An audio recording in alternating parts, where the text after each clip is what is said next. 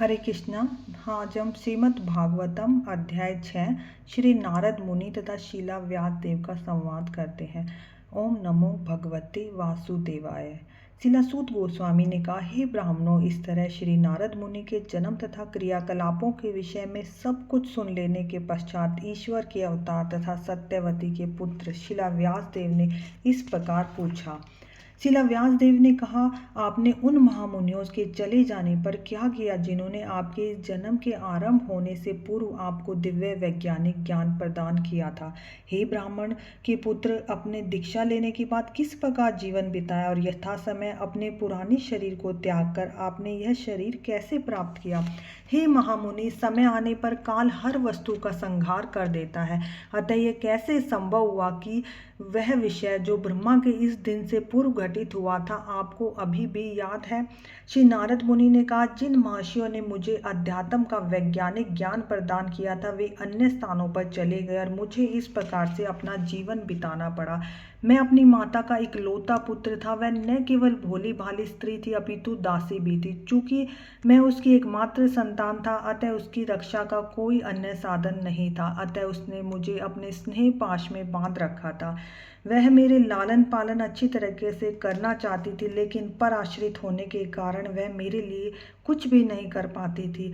यह संसार परमेश्वर के नियंत्रण में है, अतः प्रत्येक व्यक्ति कठपुतली नचाने वाले के हाथ में काष्ठ की गुड़िया के समान है। जब मैं मात्र 5 वर्ष का था तो एक ब्राह्मण की पाठशाला में रहता था। मैं अपनी माता के स्नेह पर आश्रित था। मुझे विभिन्न क्षेत्रों का कोई अनुभव नहीं था। जब मेरी माँ बेचारी रात्रि के समय गाय धोने जा रही थी तो परम काल से प्रेरित एक सांप ने मेरी माँ के पाँव में डस लिया। मैंने इसे भगवान की विशेष कृपा माना, क्योंकि वे अपने भक्तों का भला चाहने वाले हैं। और इस प्रकार सोचता हुआ मैं उत्तर की ओर चल पड़ा। प्रस्थान करने के बाद मैं अनेक समृद्ध जनपदों, गांवों, नगरों, खानों, खेतों, उपवनों और प्रकृति जंगल से होकर गुजरा। मैं सोने, चांदी, तांबे जैसे खनिजों के आगार से परिपूर्ण पर्वत, सुंदर कमलों से परिपूर्ण जलाशयों से युक्त भूभाग को पार करता रहा जो स्वर्ग के निवासियों के उपयुक्त थे और मंद, भोर तथा चहचहाते पक्षियों से सुशोभित थे। तब मैं अनेक जंगलों में से होकर अकेला, जो कि बांसों, सरकंडों, कुशों, खरपतवार, गुफाओं से परिपूर्ण थे जिनसे अकेले निकल पाना कठिन था, मैंने अत्यंत सघन, अंधकारपूर्ण तथा अत्यंत भयावह जंगल देखे जो सांप, उल्लू, सियार की कीड़ास्थली बने हुए थे। इस प्रकार विचरण करते हुए मैं तन मन से थक गया और प्यास और भूखा भी था, अतः मैंने एक सरोवर में स्नान किया, जल पिया। जल स्पर्श से मेरी थकान जाती रही।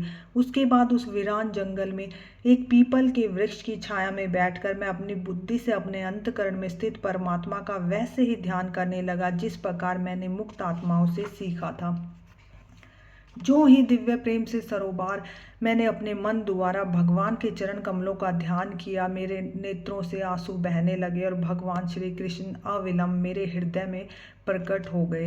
हे शीला व्यासदेव, उसी समय प्रसन्नता की अनुभूति से अत्यंत आहतित होने के कारण मेरे शरीर का अंग प्रत्यंग पुलकित हो उठा।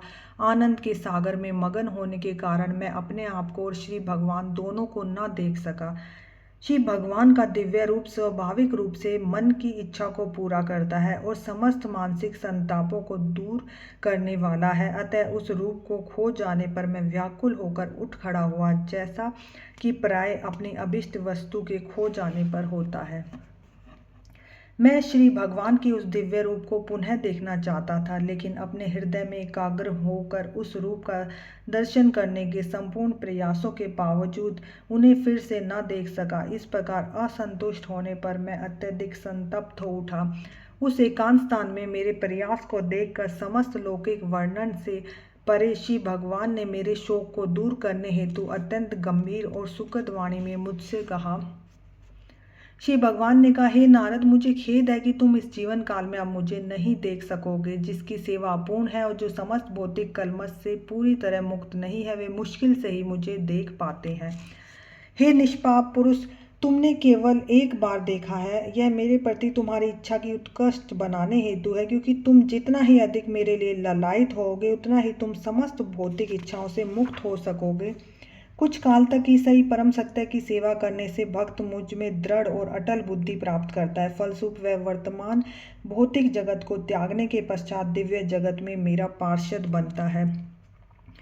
मेरी भक्ति में लगी हुई बुद्धि कभी भी विचलित नहीं होती, यहाँ तक कि सृष्टि के समय और संहार के समय भी मेरे अनुग्रह से तुम्हारी स्मृति बनी रहेगी।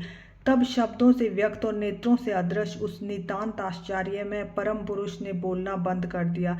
मैंने कृतज्ञता का अनुभव करते हुए शीश झुकाकर उन्हें प्रणाम किया। इस प्रकार भौतिक जगत की समस्त औपचारिकताओं की उपेक्षा करते हुए मैं बारंबार श्री भगवान के पवित्र नाम यश का कीर्तन करने लगा। श्री भगवान की दिव्य लीलाओं का ऐसा कीर्तन और स्मरण कल्याणकारी होता है। इस प्रकार मैं पूर्ण रूप से संतुष्ट और ईर्ष्या द्वेष से रहित होकर संपूर्ण पृथ्वी पर विचरण करने लगा। और इस प्रकार हे ब्राह्मण व्यासदेव, मैंने भगवान श्री कृष्ण के चिंतन में पूरी तरह मगन रहते हुए किसी प्रकार की आसक्ति न रहने से समस्त भौतिक कलमश से पूरी तरह मुक्त हो जाने पर यथा समय मृत्यु पाई, जिस प्रकार बिजली गिरना और प्रकाश कोंदना एक साथ होता है। श्री भगवान के पार्षद के लिए उपयुक्त दिव्य शरीर पाकर मैंने 5 भौतिक तत्वों से बने शरीर को त्याग दिया और इस प्रकार कर्मों के सभी अर्जित सकाम फल प्राप्त हो गए।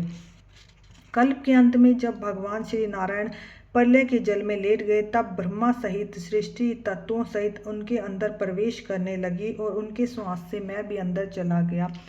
40 लाख सौर वर्षों के पश्चात जब श्री भगवान की इच्छा से ब्रह्मा पुनः सृष्टि करने हेतु जागे, तब मरीचि, अंगिरा, अत्रि इत्यादि सभी ऋषि भगवान के दिव्य शरीर से उत्पन्न हुए और उन्हीं के साथ मैं भी प्रकट हुआ। तब से सर्वशक्तिमान श्री विष्णु की कृपा से मैं दिव्य जगत में और भौतिक जगत में तीनों लोकों में निर्विघ्न सर्वत्र विचरण करता हूँ। ऐसा इसलिए है क्योंकि मैं भगवान का अविच्छिन्न भक्ति में सेवा में स्थिर हूँ।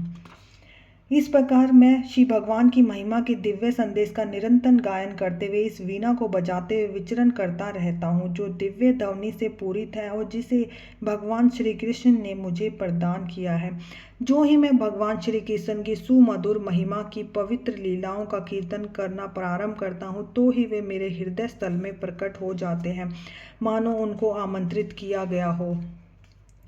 यह मेरी निजी अनुभव है। जो मनुष्य विषय वस्तु के संपर्क की इच्छा रखने के कारण सदैव चिंताग्रस्त रहते हैं, वे श्री भगवान के दिव्य लीलाओं के निरंतर कीर्तन रूपी सर्वाधिक उपयुक्त नौकाओं पर चढ़कर अज्ञान रूपी सागर को पार कर सकते हैं।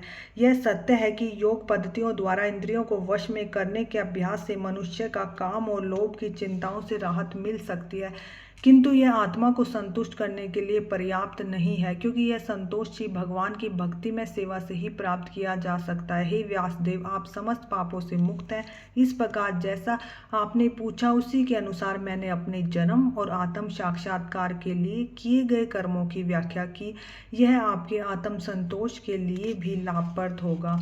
शीला सूत गोस्वामी ने कहा, इस प्रकार शीला व्यासदेव का संबोधन करके नारद मुनि ने उनसे विदा ली और अपनी वीणा को झनकृत करते हुए वे अपनी अबाध इच्छा अनुसार विचरण करने चले गए। देवर्षि नारद धन्य है, क्योंकि वे भगवान की लीलाओं का यश गान करते हैं और ऐसा करके वे स्वयं तो आनंद लूटते हैं, ब्रह्मांड के समस्त संतप्त जीवों को भी अभिप्रेरणा प्रदान करते हैं। इस प्रकार श्रीमद् भागवतम के प्रथम स्कंद के अंतर्गत श्री नारद मुनि तथा शीला व्यासदेव के संवाद नामक छठे अध्याय का भक्ति वेदांत तात्पर्य पूरा हुआ। हरे कृष्णा। अगर हम रोज एक अध्याय सुनते हैं तो ये 335 दिनों में पूरी हो जाएगी और सबको, मुझे और सबको इसका लाभ मिलेगा। तो प्लीज़ फॉलो करो और लाइक सब्सक्राइब करो, ताकि रोज ये आप भागवतम का जो मैं रोज अध्याय पढ़ रही हूँ वो आपके उसमें आ सके। सब्सक्राइब करो प्लीज़।